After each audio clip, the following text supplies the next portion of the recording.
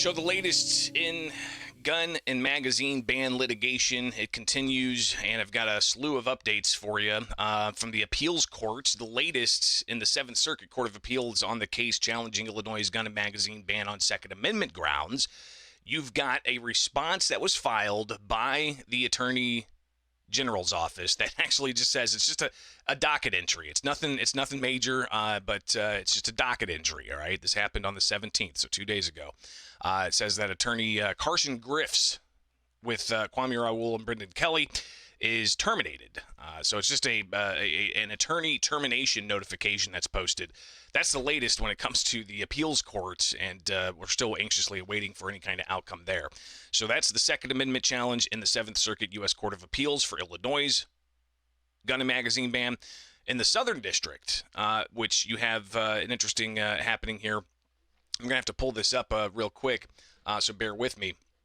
But Attorney Thomas Magg ultimately replying to the state, saying that they are making some points that really aren't for consideration. So let me pull this up where you've got this response that Thomas Magg filed. Because if you recall, in the Southern District, and just to reset here, the Southern District of Illinois is where the preliminary injunction was put into place. And that preliminary injunction put a hold on the law for about 6 days. And you had, the arguments heard in April, then late April, Judge Stephen McGlynn issued that injunction. And then you had Northern District cases that went a different way. Then the Seventh Circuit Court of Appeals took all those cases and they held on to them. And they heard the case. Even though the Supreme Court was asked to intervene, the Seventh Circuit said, hold on, we're doing a rocket docket. They heard it quickly, but they've been sitting on it for months now.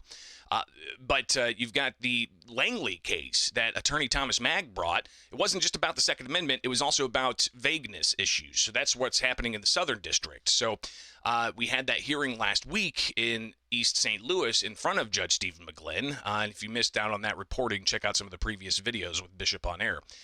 But we've got a response here to the state's filings, because the eve of last week's hearing in the Southern District, the state filed some affidavits from several experts. Total pages was like 400 some odd pages. It was literally filed the night before they were going to have oral arguments in this case.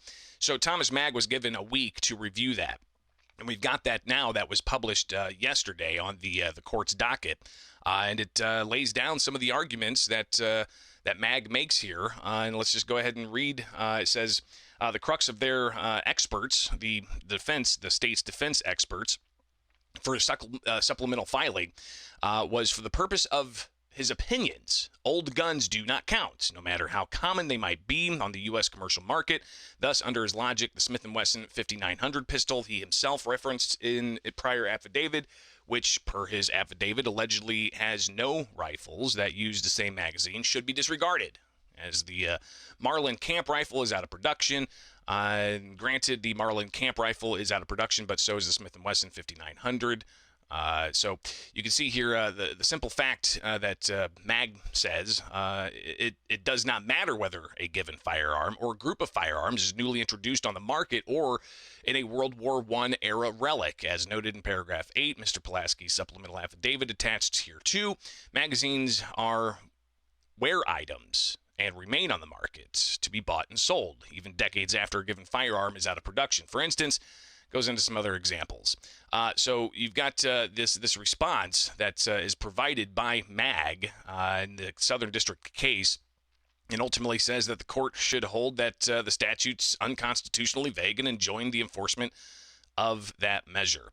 So yeah, that's the filing that Magg made this week after taking 7 days to review the filings that the state put forward as part of the defense of the Protect Illinois Communities Act on vagueness grounds.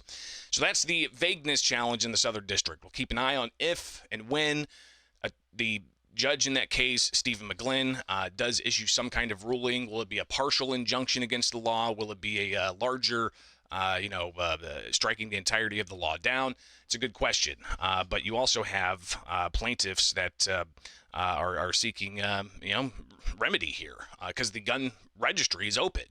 We'll talk a bit about the gun registry and the rules, and a room that's in Illinois State House that's about 100 people. They're wanting to stuff that full of people with questions about the gun and magazine ban. That's going to be interesting. We'll talk about that coming up. But another case that Thomas Mag has, and this is interesting. We've been tracking this one as well.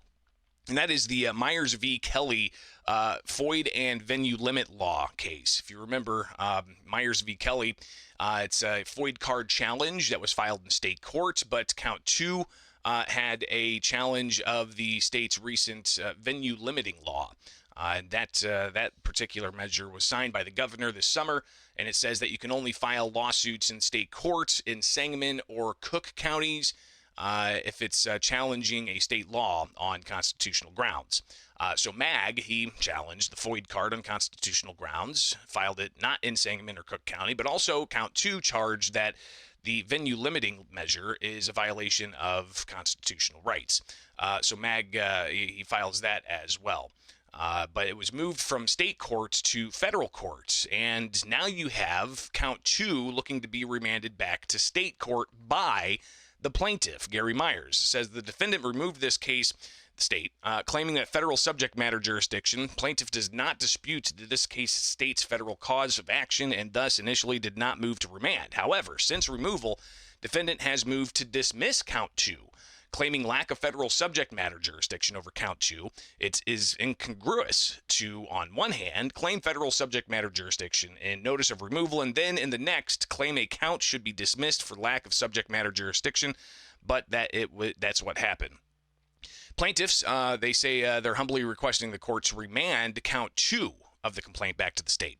So that was last month when that was filed. And then you've got a notice here for a pretrial conference in the Gary Myers v. Kelly case. It's going to be set for November 7th.